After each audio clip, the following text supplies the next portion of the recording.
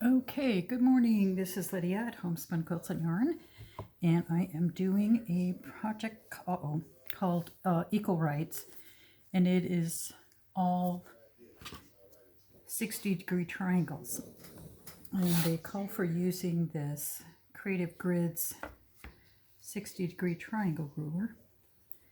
And when you're cutting your strips, you want to cut the triangles from your fabric with the selvedges on either side.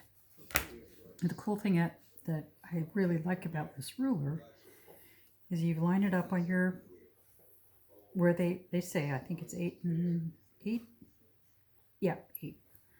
But here at the top, there's a little flat edge. Let's see if that can come down here a tiny bit. Oh, that's what it is, the light. Okay, there we go. And right here, there's a flat edge. So when you cut your triangle, you have a hint of where you're matching. There we go.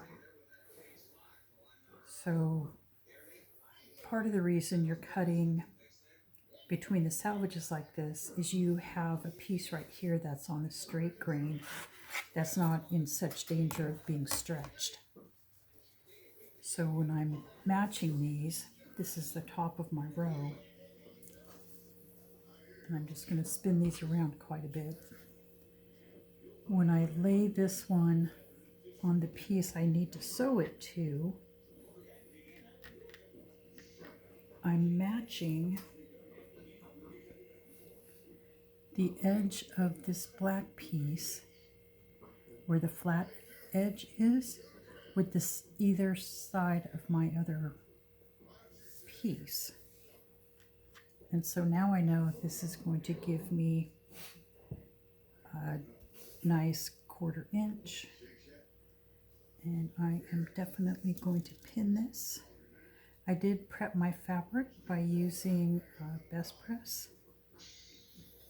I didn't use a ton of it, but I used a little more than normal, so I had less chance of stretching. Once I had my pieces into the rows, and I have stacks here, I forgot where I was going with that. Oh, because of the other biased edges, I just left them alone and didn't touch them after I had stacked them. And if I can find it, I am using there it is, what I call a bunny tail. I don't know what other people call it, as the first thing I'm stitching, so when I start my piece, it does not get caught in the stitch plate. That's Pixie, our pug, barking. Don't know if she's barking at a leaf blowing in the wind or somebody's walking out the path.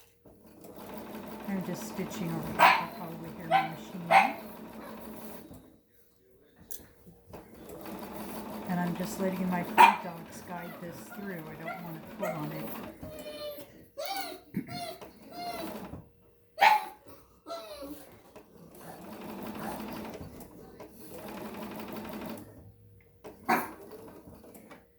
Now I'll show you what I'm aiming for when I get to the end of the piece.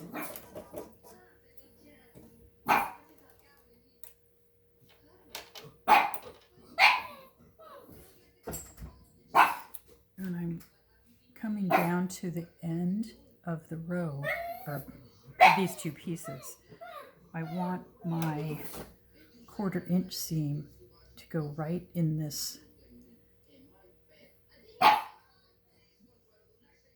where the edge of this triangle meets the one underneath it.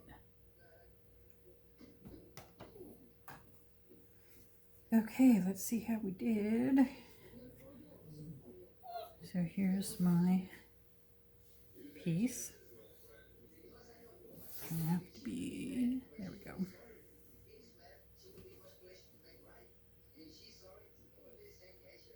see once I get it pressed that I still have my seam allowance at the top of that. And at the bottom I have that little dog ear, which is perfect. Let me give this a press.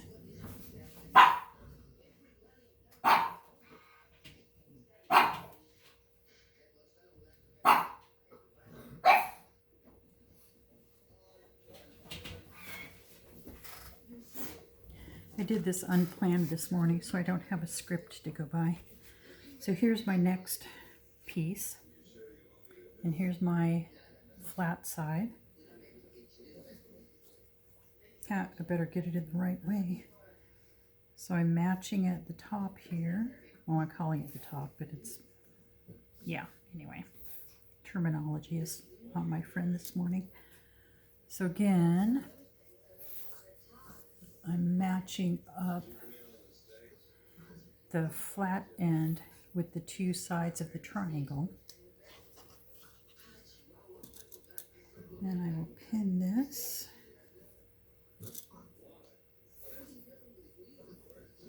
And I always pin bias edges.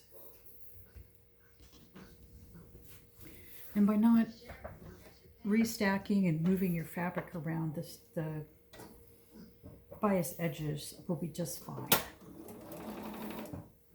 Plus the best press I put on them will help keep those nice and straight.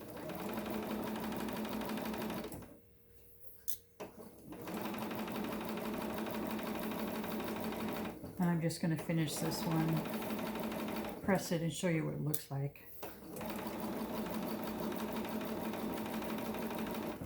And then I'm going to move the camera, so be forewarned. And I'm using my stiletto to help guide the last little bit so I hit the notch. And then I don't have to put my fingers underneath my needle and risk getting it right through there. Okay, here we go.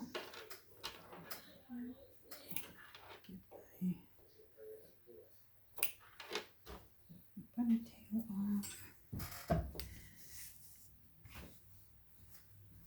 So now when I open that one,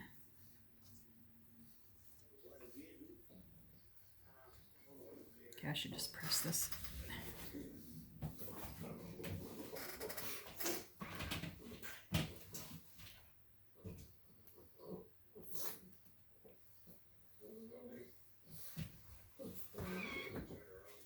There we go. So this is the top of my row. And here's the piece I just added. So what I'm looking for, as well as everything else that you look for, I want to make sure there's a 1/4 inch here. And I don't worry about this side too much. And then I just keep going. Just keep going, just keep going. Okay. So now I'm going to show you. So sorry about the camera movement here. There is the rows that I have completed already. So I think it's going to be a really fun quilt. I have 2 more rows to add to it. Thanks for watching. Bye.